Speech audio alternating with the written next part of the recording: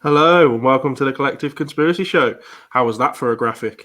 I don't know who designs these graphics. I assume it's something to do with Kieran, who runs this page, but fantastic. I play with them, Andrew. You know, I come onto StreamYard and I see all these new little graphics and these new little banners, and I think, what can we use today? And I think that one's pretty good.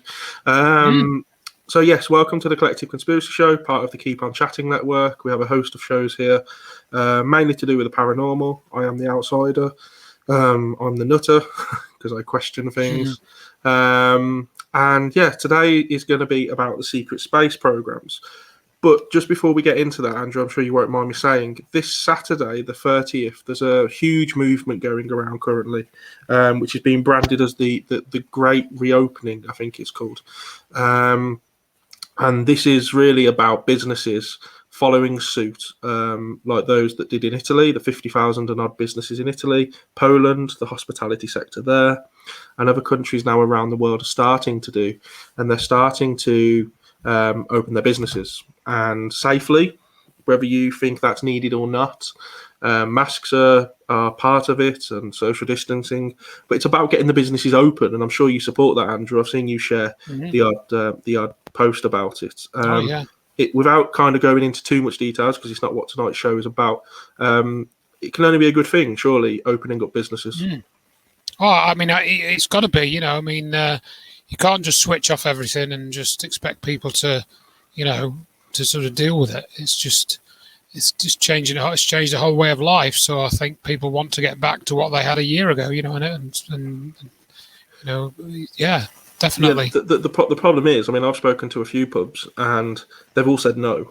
And the reason is they've been given these furloughs, these big grants, these big loans. They're living comfortably. And if you think about it, it's an absolute masterstroke by the likes of the government to put something like that in place. I mean, none of these other countries have really had that, like Italy and Poland, who have just gone through this. They've never really had those handouts. So that's why they're getting a little bit more desperate. And we've seen videos of riots in Holland, and the people in Holland are starting to rise up now. And I just think the government here were quite clever when they did what they did and handed out the grants and the furlough scheme and stuff like that.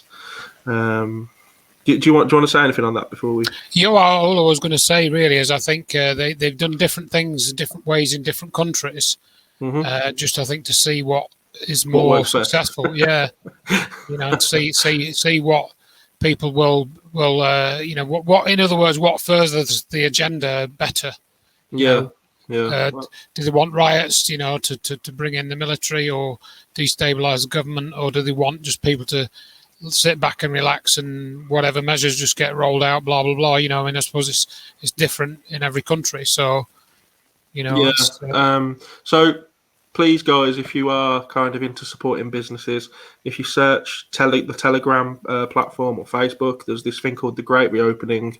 It'll be on the Collective Conspiracy Show page. Just join that movement. Find a local business that is opening on Saturday and go and support it, because they are desperate. They are on their knees. Just a quick hello to a few people. Martin Mitchell. Hi, Martin. Hope you're doing all right, mate. You haven't tagged me in any beers lately. I don't think you're drinking enough. Tag me in some beers, Martin. Eddie West. Hi, Eddie. I've sent you a book, Eddie. You should have it soon.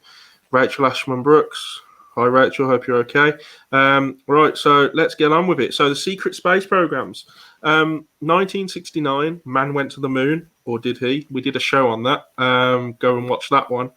But then really, we went back a few times, and then it stopped. But technology advanced so much, you would think that the moon would have been, you know, just the starting point. We'd be on Mars a long time ago by now.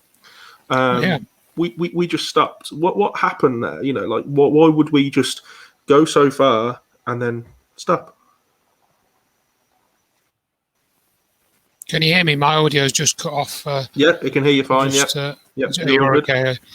Yeah, I don't know why my audio's cut off. I'll just try and divert it onto another speaker or something. But yeah, it's weird. That. Let me just go into that a minute. See if that's working.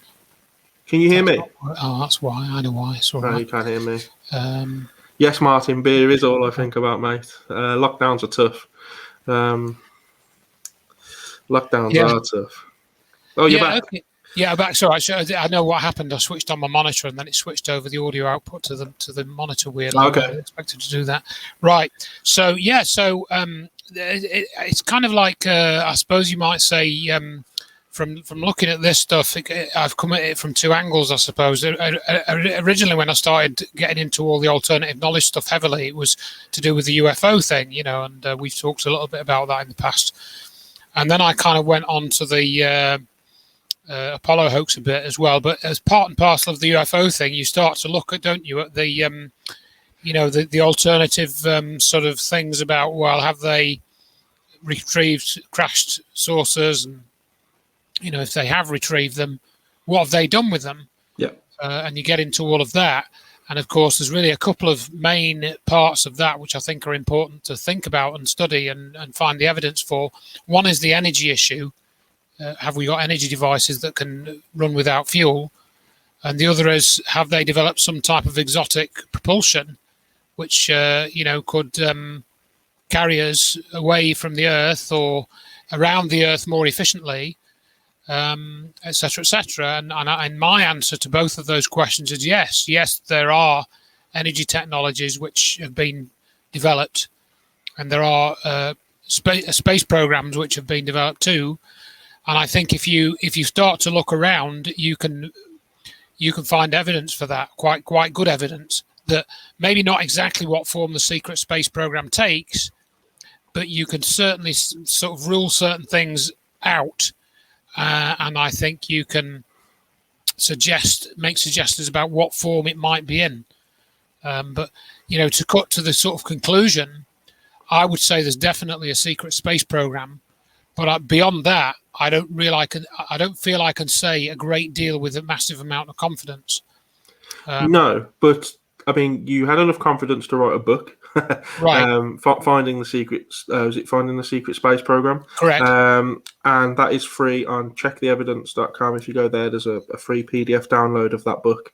And then, in usual Andrew style, you kind of detail everything. You use other people's research. You put it all together, and so you were confident enough to write that book, really, and I can see why. I mean, like I say, this isn't really my thing, but when I have dipped my toe, because I would come at it more from the UFO angle, as you say, the crash retrievals, the reverse engineering of the technology that they find, I believe that is hugely possible. But it always leaves me with one burning question: why are they developing such great technology and not using it in terms of, for us, why is it such a big secret? Do you have an answer for that? I think it's really down to, actually, you could almost tie it in with what's happening now, because with this whole COVID thing, what they're introducing is an enhanced slavery system. That's what it is, and we're seeing that imposed on us. And really, the secret space program is the antithesis of that. It would, if we, in other words, I had this conversation with somebody a few years ago now. It was actually somebody who's, I think, partly disabled. I think he had some mobility problems of some kind. And we were in the pub in Nottingham, and I said to him, "Well, look, and I was pretty sure he had a free bus pass, because if you're disabled, you can get a free bus pass." Yeah. So I said something like, "Well, it might be a good one sort of freedom to have a free bus pass and go where you like in Nottinghamshire on the bus, but for free. But my definition of freedom is to have my own flying saucer in the back garden that I can get in and fly to the rings of Saturn and eat my sandwiches and then come back. That's my definition of freedom. But that's kind of the opposite of what we're being subjected to now. It's the complete opposite. So if you look at it from that angle, that somebody wants us to be slaves, then anything that gets us away from that slavery system and that slavery situation, they're not going to want being shown. The further you can move people away from that, the better. So that is why they've kept all this stuff secret, or that's certainly one reason why. And the other is that there is another angle that comes into it as well, which is less discussed, and I've criticised other researchers for not discussing this, and that's, really, we've got essentially at least three things that are interlinked: the energy technology, the propulsion technology, and specifically as a sort of thing, anti-gravity. Yeah. That's the big one. And then the other one that's a big one that's not discussed by researchers is weaponization of those technologies in some form or another, and that's a big one. So in other words, this technology that's involved with the secret space program it has been weaponized. There's no can be. That's because it was that sort of technology that was used on 9/11, and that's just if people don't realize that, then all they need to do is read Dr. Judy Wood's book, Where Did the Towers Go? Or even look at the Dr. Judy Wood website. Now, you won't find, a discussion of the secret space program on there, but what comes out of that research is energy effects, which, like really massive, huge energy effects, which can turn steel to dust. Thousands and thousands of tons of steel were turned to dust in 10 seconds. That's what this technology can do, or that's what the energy technology can do, and that's part and parcel of what I think is used in the secret space program. So once you reveal that in some form, then it's going to just change everything. It's going to change the whole geopolitical basis of the operation of the world. And we began to realize that particularly in 2008, and some people are still clueless. And in fact, even most of the UFO researchers won't even talk about it. I think there's about 2 that out of about 1,000 that would sort of use the words that I've just used. Yeah. I also think money plays a big part, and I don't mean the money that they make, because that's that's a question I'm going to come on to in a second. But what I mean is, for us, you talk about the slavery side of things, and if we had free energy, and we can talk about Tesla and all that kind of stuff. If we had free energy, and any time someone seemed to develop something like that, they get killed, they commit suicide in a hotel room, or whatever it might be. It's always shaky circumstances how they seem to die.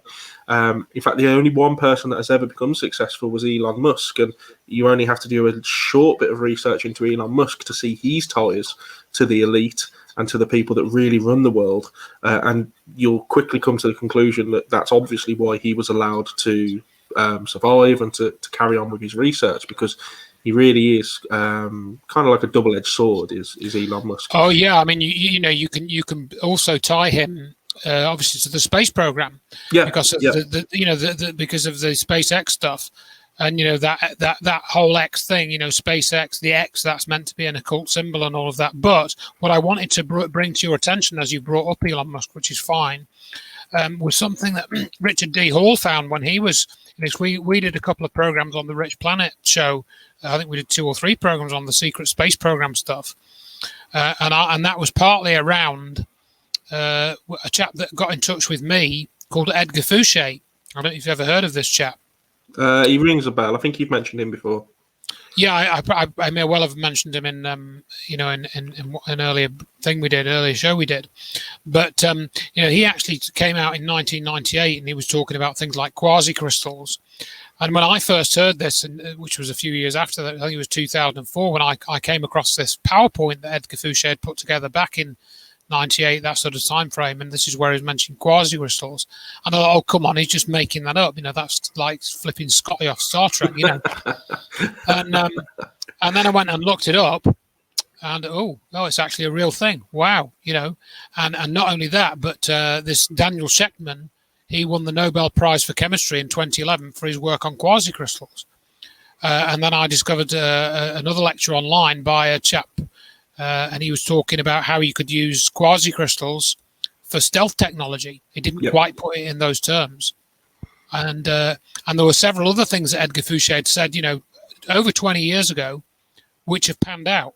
And he's one of the, people that are listening to this might have heard of people like Corey Good and Captain K, Randy Kramer, he calls himself, and Andrew Basiago, and they all talk about a secret space program. But as far as I'm concerned, they're just storytellers. They have not produced a shred of evidence to back up their stories, which of course isn't to say that their stories aren't true. That's a different thing.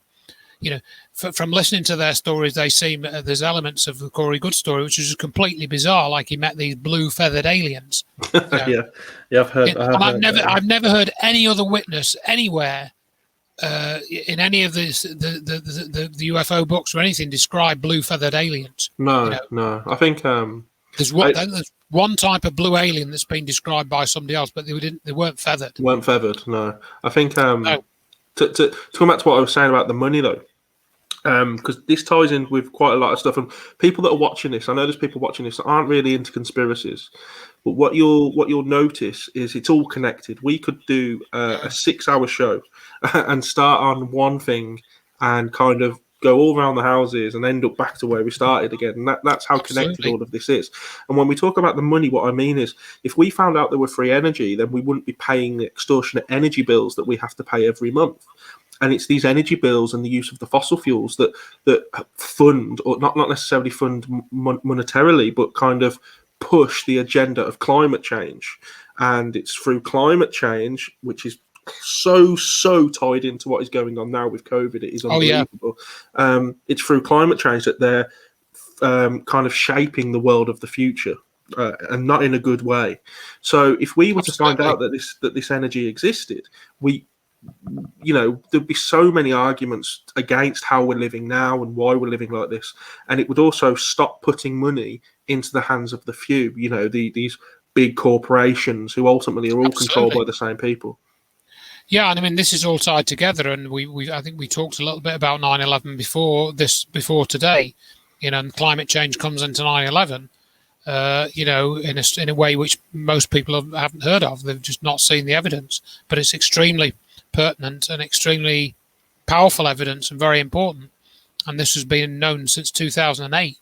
And that ties into things like field effects, which is what is used in the propulsion technology in some form. It's all tied to the same sort of physics, like ether physics. You can call it. And this is something again that Edgar Fouché, did mention a little bit about when I spoke to him. And the other thing that comes up in the research as well, which I think we may have mentioned on earlier broadcasts, is you look at who's involved in this sort of research in terms of secret technologies, and certainly Stephen Greer has mentioned in a couple of his interviews and in one of his books. At least one of his books, Science Applications International Corporation, which is this big, massive US defense contractor and employee-owned company, which have now split off into this other group called Leidos. They're mentioned as being big benefactors of the black budget. Yep. And yet they were involved in helping develop the technical reports about the destruction of the World Trade Center on 9/11. And they were in charge of ground zero security on 9/11. And I've just read another book, which was by a chap called Robert Guffey, and he thinks that they're involved in stealth technology, in fact, invisibility suits specifically, which he's written about. And that's exactly the kind of thing that they're involved in. And then within that book, right, he mentions another researcher called Melinda Leslie, who you might have heard of, because she's done a lot of research into alien abductions. Mm-hmm. And she says that one of the companies that comes up in connection with alien abductions is Science Applications International Corporation. Okay? Wow. So, this is why it's all, if you look at this stuff broadly enough and look at different areas, it's much easier to see the connections and see that it's not just one isolated thing. There's actually a whole kind of other, I just call it another reality almost, which is, you can find how it links into our reality and these people that are involved in it. Yep. Everything's compartmentalized. Yeah. But somebody knows what's going on. Yeah, I mean, like S.J. Smith here, she says she has a huge love for space. She watches every single launch and documentary that she can find. The problem is, I am of the opinion, and I know I'm not the only one, that what you see on TV, SJ, is just a front. And the company that, NASA, are basically just a money laundering company, in my opinion. And the money really gets funneled into what you mentioned there, these black projects, Oh as yeah. they're known. And it's the black projects that are really using up the money fund. I mean, you look at how much money gets put into NASA and then what outcome, what you kind of get out of it. If that was me putting money into it, what I was getting, I'd ask for a refund because I wouldn't feel like I was getting much. Where's the money going? Really? I mean, what I'll try and do is I'll see if I can I don't know if I'm going to be able to play this, but there's this very well-known clip certainly people that I've spoke to, by Don Pettit, and he's a NASA astronaut. I'll see if I can get the clip up. I think it's Don Pettit, and he talks about how they have destroyed the Apollo technology and they can't build it back again. He actually says that in this clip from I think 2015. I'll see if I can. Let's see. Yeah. I'll see if I can play the clip here. I'll try and switch my audio over. It should play, sure. I think. Sure. So just take me a couple of seconds to switch this over. Someone's just put abductions come from the. I don't know who you are. Sorry, you have to put your name if you haven't granted StreamYard permission. Abductions come from the military-industrial complex. That's interesting. I mean, for me, the military-industrial complex is again linked to what we're talking about now, the secret space programs. That it's kind of one and the same. Partly why Trump, in my opinion, was got rid of because he made no money for the military-industrial complex over the last 4 years. The only president of the United States to not start a major war, and I think Biden was in office for 24 hours, and there's already talk of a war carrying on in Iran or Iraq. I know soldiers have been sent there again. I mean, it's a no-brainer really that the guy just made them no money, so he became public enemy number one. So if you could just explain what you mean. So I don't know who you are that's commented that, but how would you link abductions to the military-industrial complex? I've seen them linked to, I guess, what's the word now? Cow. Help me out, Andrew. When mutations, when cows get mutilations. Mutilations. That's it, not mutations. That's what viruses do. The mutilations of cows, and I've seen them linked to that. Black helicopters hovering above, and all that kind of stuff. But for me, it's the same. They're two hands on the same body, really. So Steve, I'm going to try and share this clip. I can show it. I can just see it now. I'll bring it up. Hopefully the audio will come through as well. Go to the moon in a nanosecond. The problem is we don't have the technology to do that anymore. We used to, but we destroyed that technology, and it's a painful process to build it back again. So, what is he on about? Why did they destroy the Apollo technology, and why can't they build it back again? But the point of what I wanted to make was to tie that back to the Elon Musk quote. Yes. This was the one that Richard found in a video. He was interviewed, I think, 2014, final session of the Aero Astro Centennial Symposium, and there's a video of this. Maybe I've got the clip here. Let's just see if I've got the clip of it here. Maybe I have. Yes. I can probably play this as well because this is a short clip. Rather than you can actually hear him saying it rather than me reading out the quote. Okay. Yep. Because this is the person that was chatting and saying that they've watched all the space program and stuff, all the space launches. Then they might want to check out what Elon Musk is really up to. Let's see if we can. Yeah, I mean, the thing is, Elon Musk has been kind of idolised. I know SJ in the comments is kind of idolising Elon Musk, but it doesn't take much research to really find out the bad side of Elon Musk in terms of who he's linked to and what his intentions are. Yeah, I mean, this is it. It like pushes the boundaries of physics. That would be great. I'm just going to see if. But as far as the physics that we know today, I'll just see if I can find this clip. Hang on. I actually think we've got the basic ingredients are there. If you do a densified Methalox rocket with on-orbit refueling, Earth orbit refueling, so you load the spacecraft into orbit, you send a bunch of refueling missions to fill up the tanks, and you have. So he's talking about the same old chemical rocket fireworks. The Mars colonial fleet, essentially, that gets built up during the time between the Earth-Mars synchronizations, which occur every 26 months. And then the fleet sort of all departs at the optimal transfer point. I think we don't need anything we don't need any sort of thing that people don't already know about. I believe we've got the building blocks. But so that right there, he said we don't need anything that the public don't already know about. It's a very peculiar way of saying that. Yeah. So I think he knows that there is other technology which is secret. He got tied up, didn't he? He got a bit tongue-tied with what he was saying, really. Well, a little bit. It was a slight slip of the tongue there. Mm-hmm. So I think at some level he knows that this is all, a sideshow. And there's another similar clip of let's see if I can find this one of Jeff Bezos. Yep, sure. When he actually, I've got this all linked in my book. You see, let's see if I'm just going to look at the comments again while you find this, Andrew. Martin, you said Mike February was researching woods in Radnor. He described some very weird goings on. Strange lights that look like an aerial dogfight. Yeah, I mean, is that us against the UFOs? We know about the famous TikTok videos now and the US Navy fighter pilots chasing around UFOs.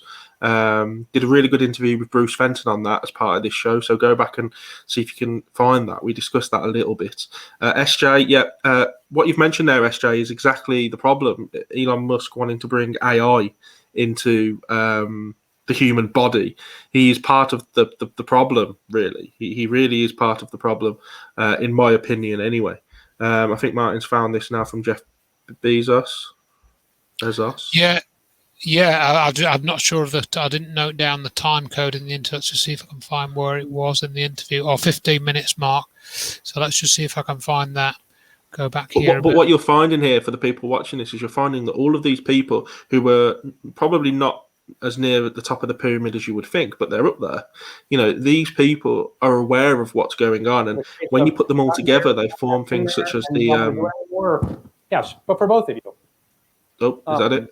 Well, I think most things. So this guy on the left is Michael Collins, who allegedly was in the command module orbiting the moon in Apollo 11. In the world of economics and economy are cyclical, and we came to kind of a crest of the wave in the latter days of the Apollo program, and that momentum was hard to keep going. I think we're in a time of hiatus now, and I think the momentum has possibilities of picking up again. I hope so.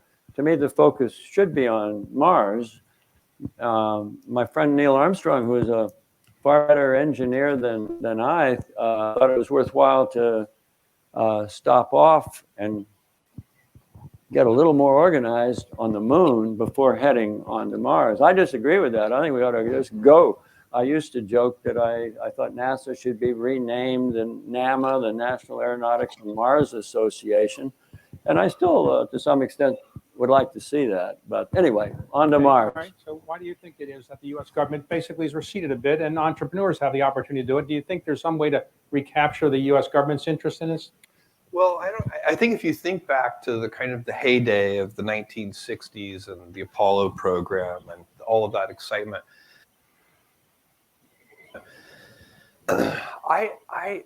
my gut instinct on this is that we as a civilization, we as humanity, pulled that moon landing way forward, out of sequence from where it actually should have been.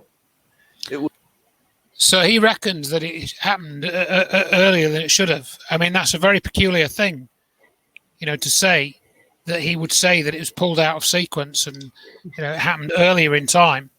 Yeah, I mean, I know we're going back into the Apollo thing a bit, but this is also relevant because I think it demonstrates the way in some way the way that this knowledge has kind of been distributed. I suppose.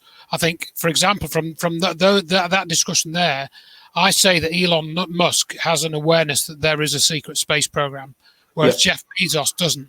That's my interpretation. And this is what we discussed with Richard.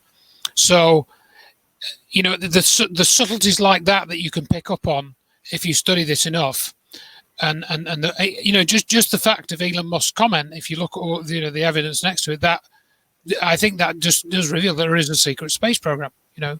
I think it's as simple as that.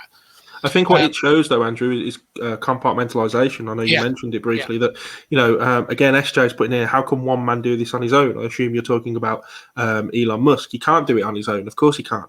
But it's compartmentalization. These people who are near the top of the pyramid, they know what they need to know in order to further agendas, and that is it. They all form part of the Bilderberg group and all that. Where research the Bilderberg group people, and you'll soon realise that these are main players. He can't do it on his own, but he's put into a position to further an agenda. If you look at what Musk has done, he might think of idolize him or whatever, or you might think he's a cool technologist. But if you break it all down, he hasn't really done anything that's new. With the SpaceX program, they haven't really achieved anything that wasn't allegedly achieved in the 1960s. That's 50 years ago. Yeah, almost 60 years ago 60, for something. And then you look at the electric car, for example. Okay, the Tesla One's a beautiful car and it's got wonderful performance, etc., etc., etc. But if you watch the film Who Killed the Electric Car back in 1991, General Motors produced the EV1, which was people were wanting to drive around. They loved it. They said it was a great car. It only had a range, I think, of about 100 miles or something.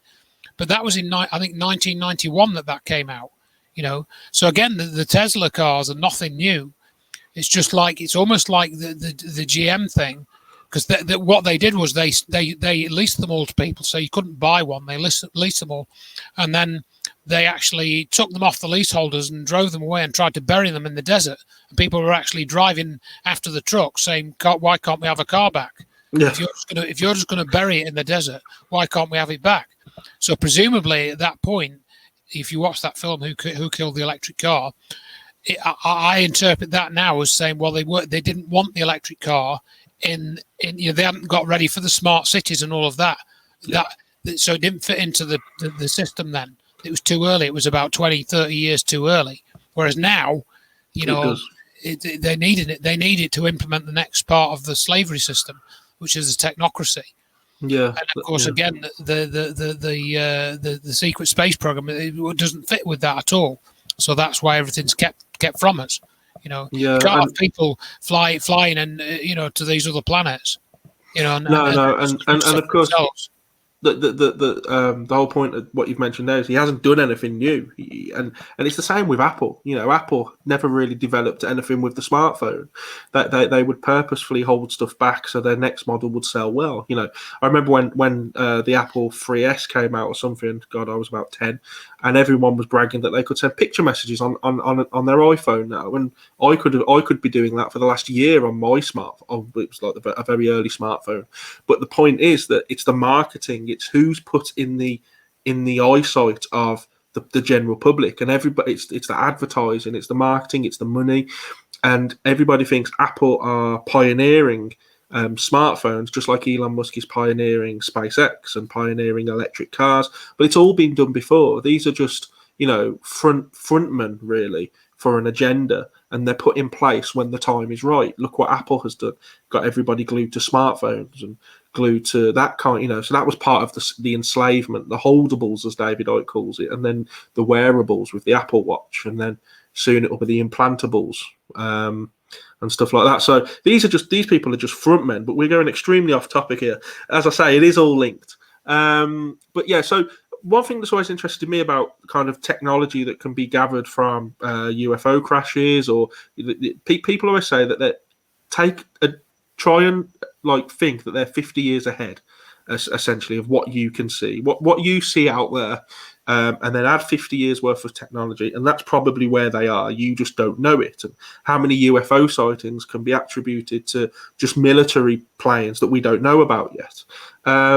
But we do see some of that technology creep in, and that's through things like trains have always fascinated me, because you go places like Japan and you have these bullet trains, and you have these trains that run using some type of magnet, you look at the trains in England, and it all gets stopped because there's a few leaves on the track.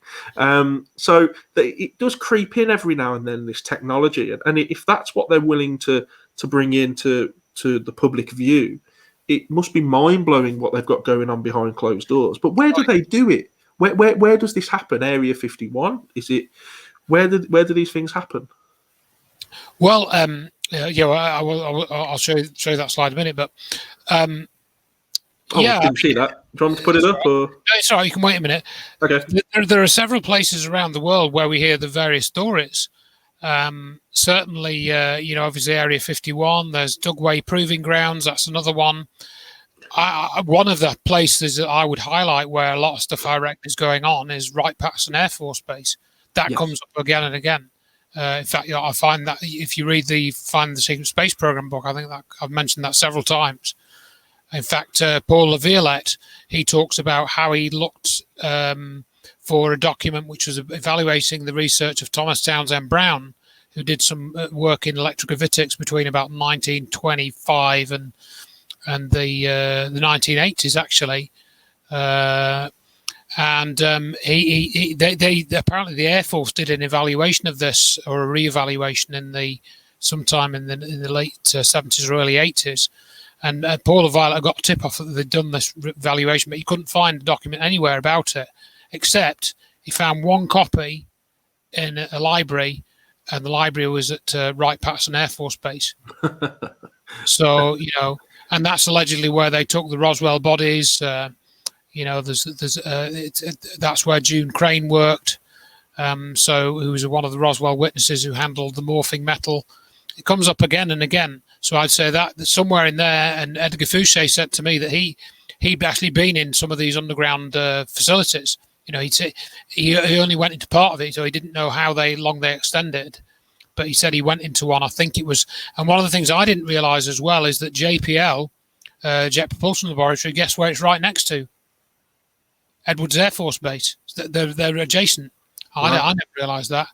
So, and there's quite a lot of stories about JPL, which of course some people say, its official name is Jet Propulsion Laboratory, but some people say it was named after Jack Parsons, who was the rocket engineer, who was an occultist. So that all connects into the occultism and stuff, Underground bases, I know Stephen Bamber's put there that underground bases, and of course you hear places of the underground base in Dulce in New Mexico. Correct. That's actually I've written about that in my Acknowledged book, and yes, there is an underground base, but it's almost certainly an off-site laboratory for Los Alamos National Laboratories, that particular one. So it's associated with them. But other underground bases, Rudlow Manor. You must have come across that in your research. There's an interesting video by Matthew Williams, who I don't trust, by the way, but his video about it is very, very interesting. He's done a lot of investigation into Rudlow Manor. I think he's probably a gatekeeper myself. Okay. But even having said that, I can't fault that he does know a lot about it. And there's a video that somebody posted that he recorded. It's quite poor quality in terms of the recording, but it's very, very interesting. It's from about 1992 or something. It's a lot younger then, but that you'll find that on YouTube. Also, of course, Pine Gap in Australia. We don't know much about the Soviet Union, or the former Soviet Union, I should say. Antarctica. Yeah, well, that's a very hostile environment, though. I'm always a bit more skeptical because it's such a hostile environment. I mean, maybe you could argue that's the perfect cover sort of thing. Well, I went to Awakening, which is a UFO conference in Manchester, and watched a lecture by Linda Moulton Howe, and she I never know what to think of her. I quite liked her work on the cow kind of abduction. That's right, but she's a bit of a gatekeeper as well, because she pushes the standard model of climate change, and she pushes the standard theory of vaccinations.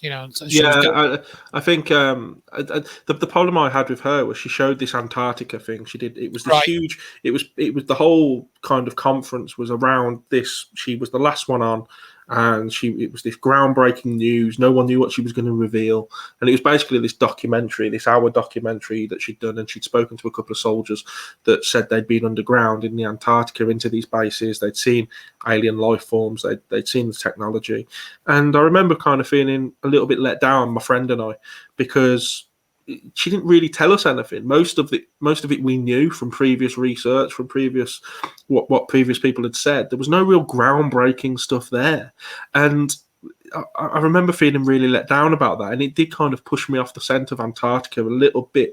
But I just want to pick up on what you said there, because that's really interesting, because I had this discussion with a friend the other day, the same friend actually that was at the conference. And if you talk about these people that are really into UFOs, so we'll talk about people like Linda Moulton Howe, the guy off Ancient Aliens, can never pronounce his second name, but Georgios Tsoukalos or whatever his name, the guy with the big hair. I know. These people push things like the vaccines. Yeah. They push things like climate change, and even things like 9/11. They say was a real thing. You know, it happened how the official narrative tells us. And I often think, well, hang on. You know, if you're trying to expose a government cover-up, if you believe, and even people that Martin, who's watching this, people that we know, Martin, if you believe that the government have spent however much money covering up things like the secret space programs, UFOs, technology, alien visitation, abductions. If you don't trust the government there, then why are you trusting the government there? Right, this anomaly. But certainly, just to add on to a little bit of Linda Moulton Howe, what made me even more suspicious of her, because of my own research, was that she interviewed Stephen E. Jones about 9/11, who promoted the thermite explanation.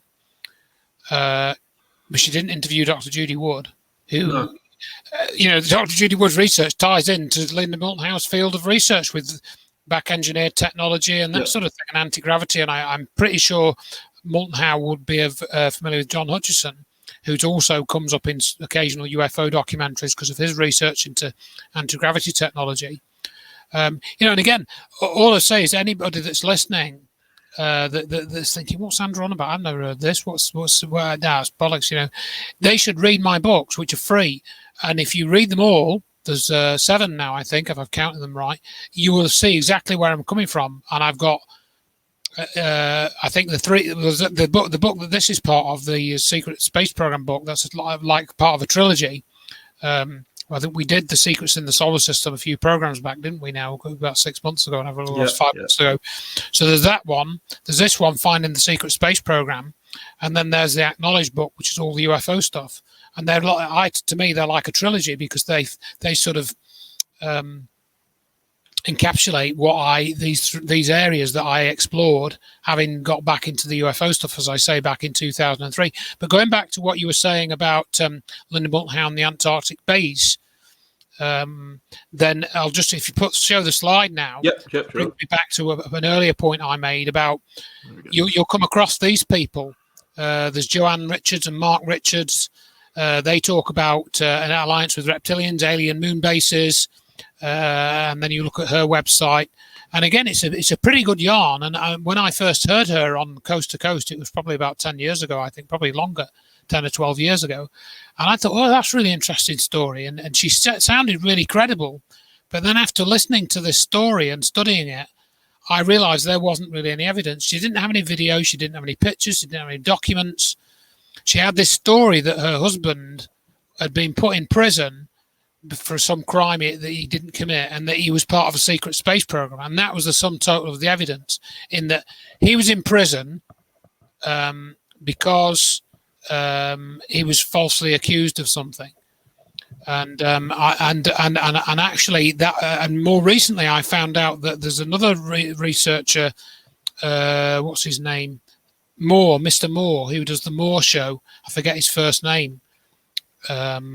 And he looks at UFO stuff as well. And he did quite a detailed investigation into this Joanne Richards case, and he found out eventually what Mark Richards had been put in prison for, and this case, he hadn't been framed. There was evidence that he really did do it. I think he was involved in a shooting, or I think it was a drugs bust. I can't remember, but this Andrew Moore, I think that's his first name, Andrew. He did a pretty good investigation into it, and he goes to see John Lear, and he tells him about it. And John Lear says, Oh, really? Oh, you've done a really good job there. And he thanks him. John Lear says, well, thank you for actually revealing the truth, because I was never sure about this story. And that's one of the things I like about John Lear. He is actually prepared to say, I got this wrong, Kevin Moore, some people are saying in the Kevin comments. Moore, thank you. Yes, that's correct. Kevin Moore, that's right. So you'll find that video, I think, it's not that old. I think it's like 3, maybe 4 years old. So if you want to find out about the Joanne Richards and Mark Richards story, go and look at that. Now, don't get me wrong. Kevin Moore he's a bit limited hangout as well. He doesn't, he actually invited me onto his program twice, and then he never followed up with the actual thing. Right. And, anyway, make of that what you will. Project Serpo talks about a secret space program. That's a hoax, and it involved Richard Doty and Bill Ryan. They've come out with some stories. Andrew Basiago says that he went to Mars with Barack Obama. Yes, yeah. Maybe he did, but he hasn't produced any evidence. He's not produced any credible evidence. You go onto his website and he wants, he says, join the Pegasus Club and give me $100 a year. Yeah. And it's the same with Joanne Richards' website. You go onto there and she's asking for donations. Not to say, again, that's not to say that people that aren't asking for donations are insincere. Some of them are sincere. But I've just found that generally with this sort of material, if you look at what they're asking for donations for and what you get, what they're offering, and assess those two things together, then you can weigh up. Like, for example, Stephen Greer, he was always selling stuff. He's selling DVDs, selling films. I know people that are watching this, and I know they're going to hate me for this, but I'm really not a fan of Stephen Greer. I know that he charged like $5,000 to sit in a field to participate in a CE5 experiment. If you want to know about Stephen Greer and where he's from, as in sort of metaphorically, read my book. He tells you various things in his own forbidden knowledge, hidden truth book. If you read that book, and I've read it, there's certain details in that book which will tell you a lot about Stephen Greer, which isn't obvious. But again, I connected a lot of stuff about Stephen Greer. I've got a whole chapter about him in the Acknowledged book. So anybody that wants to know the real Stephen Greer, or a bit more about the real Stephen Greer and how he operates, read that book. Yeah, I'll get on that. Yeah. He actually did offer some good material. The disclosure material that he put together, there's some pretty solid stuff in there, and I can't fault him for that. I still thank him for putting that together, but apparently he stole quite a bit of that off Bill Hamilton originally. Okay. So, he didn't only steal all of it, and I think Greer's a very smart guy, and I think he's highly articulate, and he's a very good speaker, and he's highly intelligent, but, and it's a big but, there's some really dodgy stuff going on with him. Definitely. It was just the I mean, I've been to CE5 experiments with with my good friends Rachel and Dave, and you sit in a field and you look for kind of UFOs, and it's really good. You meditate and all that stuff, right?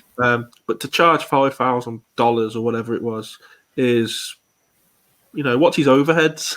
Exactly. you get a flask of coffee and a cookie or something, but no. And a signed photograph of Steve Greer.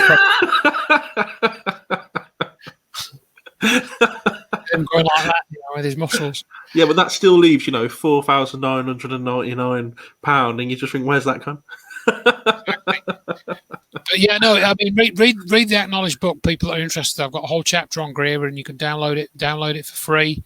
And I've not received any challenges from him or anybody connected to him. Nobody says, "Oh, Andrew, this is wrong," because I'm just quoting exactly what he's written and what he's done. His track record is, perfectly clear, abundantly clear. Bill Uhouse, he's got a good story. I think, he doesn't present that much evidence. J-Rod. Yes, J-Rod, the famous captured alien they have at Area 51. Right.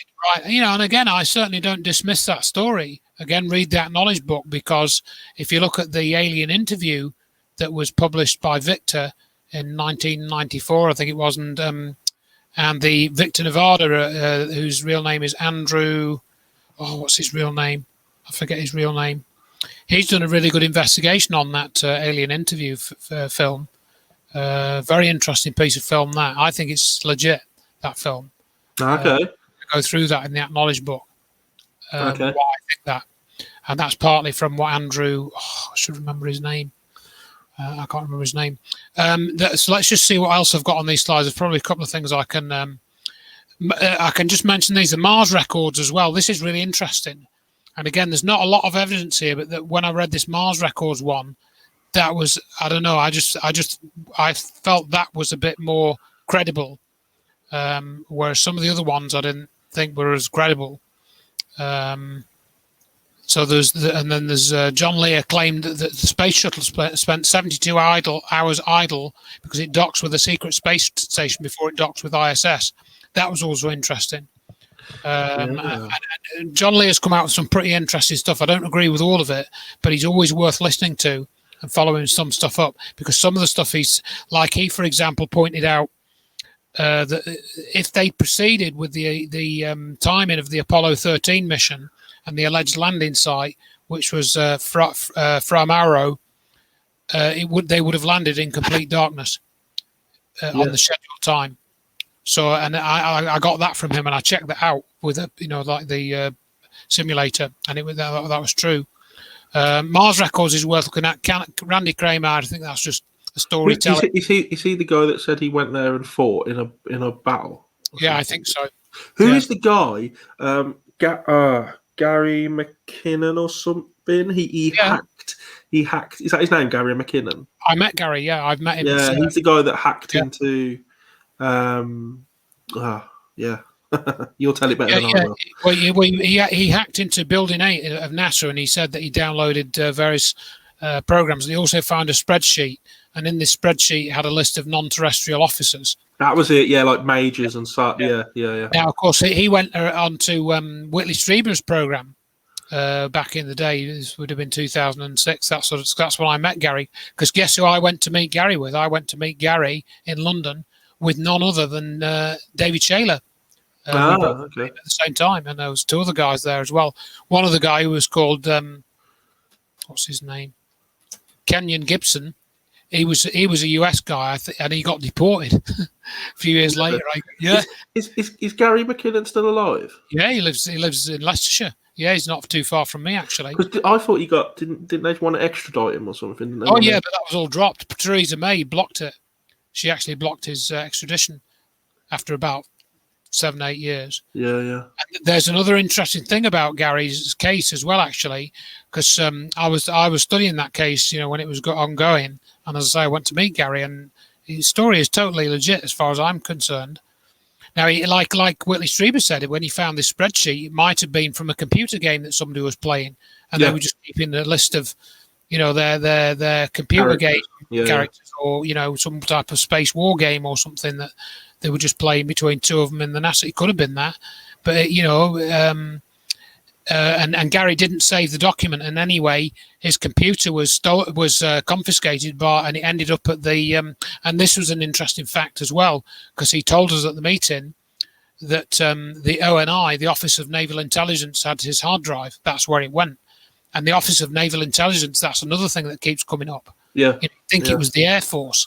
Yeah. But a lot of this has apparently been managed by the Navy, a lot of the secret space program. Which would explain why the Navy are the ones coming out, dropping a little bit of disclosure. Maybe. In terms of UFOs. Yeah, so that's another thing that you pick up from the research over a period of time.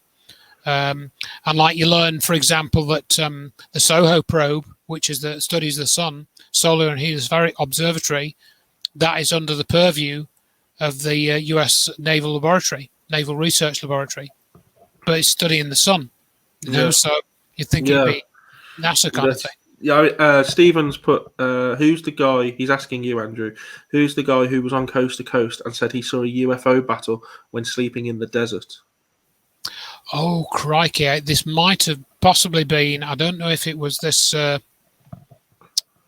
it might have been James Gilliland, or it might have been Tom DeLonge. I'm not sure if it was him. Tom DeLonge is in Blink 182. Right. It might have been him, but it might have been, I don't know. Could have been somebody else. Okay, we've got about 5 minutes or so left. So I don't know if you want to crack on with this. If there's any other points you wanted to. Well, I mentioned a couple of things. There's a really interesting mention by Ronald Reagan, and this is, I went and checked this. It is in his diary. I think I've got the reference in my book as to where you can find it. He talked about our shuttle capacity is such that we could orbit 300 people, but yet in 1985, I think they only had, it was before Challenger was destroyed, so I think they only had, 4 shuttles, so that's 28 maximum if they had them all at the same time, which I don't think would have been doable anyway. So where did Reagan get that figure of 300 from? The story from Carl Wolf, if you listen to him, I think he's a very credible witness. He said he saw a picture of a base on the moon that had been airbrushed out when he was working with some electronics. That presumably would have been in the mid 60s. I just found him to be a credible witness, But there is one of the things which I learned in studying this, which a lot of people probably will know, but I didn't, is that there was a shuttle launch facility, a space shuttle launch facility. It cost $5 billion, and it was built at Vandenberg Air Force Base. So they were launching their own shuttles in secret for several years. And then they ended up giving their shuttle to NASA when either Challenger or Columbia blew up. I think it was when Challenger blew up. They gave their shuttle to NASA. So there you are. But they were launched from Vandenberg. And NASA are the ones in the. That's what I mentioned earlier. I genuinely believe NASA are just a money funneling company. Really, they're just a front, and they get all these donations, this money. But where's it really going? And I think we've answered some of those questions. Yeah, tonight, and there was this as well. The Manned Orbital Laboratory, that was a secret space program. It wasn't disclosed, I think, until the 1980s. Now, the US never flew their MOL mission, at least according to them, they didn't. But the Russians had another one called Almaz. And if you watch the 2007 Nova PBS documentary called Astro Spies, you will find all of that information in there. And interestingly, a chap wrote to me fairly recently, and I got him to write a short article. And he suggested that, if you look at this thing here, what does that look like here? It looks like the command module from Apollo. And this thing here is meant to be the Manned Orbital Laboratory. And what he reckons is, as we can be pretty sure now that they didn't go to the moon, those astronauts stayed in orbit for 4 days. Where did they go? He reckons that what they'd got is they did actually orbit they made the Manned Orbital Laboratory and they put the Apollo astronauts, and that's where they were. So instead of going to the moon, that's where they were, in one of these, going around the Earth. And that was involved in some of the trickery. And that was a really interesting proposal that he put together. I only posted that article it was just about 6 weeks ago. I think I posted that. So I'll check the evidence. It's not in my books. It's too new. So there was that. But the TR-3B, I'll just quickly tell you about that. This is one of the most intriguing things, and it's only Edgar Fouché talked about it. Well, in fact, other people have talked about it since. But the difference with this was he actually told you how it worked. He told you that, for example, it used magnetic field disruption, and he said it used a mercury-based plasma pressurized at 250,000 atmospheres and at a temperature of 150 Kelvin, minus 123 C, rotated at 50,000 RPM. So he was able to give you details of how the propulsion system worked. And again, he stated, for example, that the TR-3B uses nuclear thermal hydrogen-oxygen engines. And if you go and look that up, it's a real thing.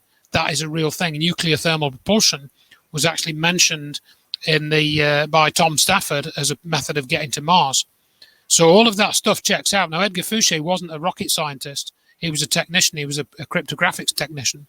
So whatever information was being given to him, accurate. It was technically accurate, I think. Well, at least it was technically feasible, and it wasn't just gobbledygook. It was, as far as I could tell, Richard D. Hall, he went off and checked this idea of using a spinning plasma to generate a magnetic field.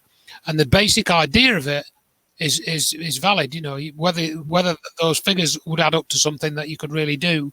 I mean, people have disputed this fact that if you you use this, it wouldn't be a plasma anymore. That 250,000 atmospheres and stuff. But he said he saw one of these things on the tarmac at Area 51. So yeah. And I know a lot of triangular UFO sightings have been linked to potentially being to being a TR-3. Yeah.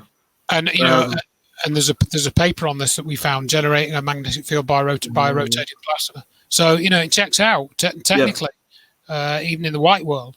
So again, and I interviewed him for about 5-6 hours, and that's all on my YouTube channel. So you can go and listen to his whole story, the whole shebang, and see what you make of it. And guess what? Edgar Fouché, guess who he worked for a period of time? SAIC. Back there again. There Always again. goes back to the start, doesn't it? Yeah. I think we'll have to leave it there, though. Okay.